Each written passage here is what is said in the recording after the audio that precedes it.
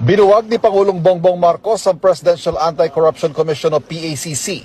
Komisyong binuo ni Pangulong Duterte sa ilalim ng kanyang opisina noong 2017. Ang PACC po ay napakaliit na opisina, napakaliit ng kapangyarihan,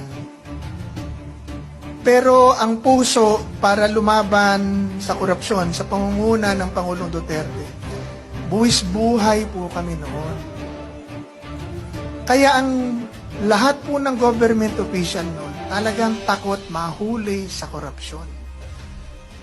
Ngayon, tinanggal po nila yan at ang una pong ginawa ng Pangulong Marcos, EO1, Executive Order Number 1, alisin ang PACC. Ang tanging opisina na nilikha para labanan ang korupsyon sa gobyerno.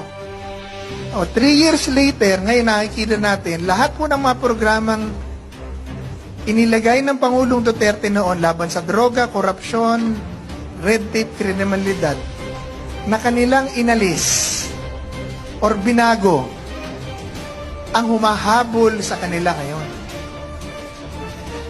Ngayon, anong issue ngayon? Korupsyon na naman. Droga na naman. Kriminalidad na naman. Yan.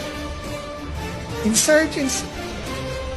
Lahat nagbalikan. Dati, sabi nga ni General Esperon, paubos na ang mga komunista. Ngayon, buhay na naman ang mga komunista. Sino ang nagpapa-impeach kay VP Sara? Anak pawis, anak bayan. Lahat ng anak. Anak ng... Bawal magmura.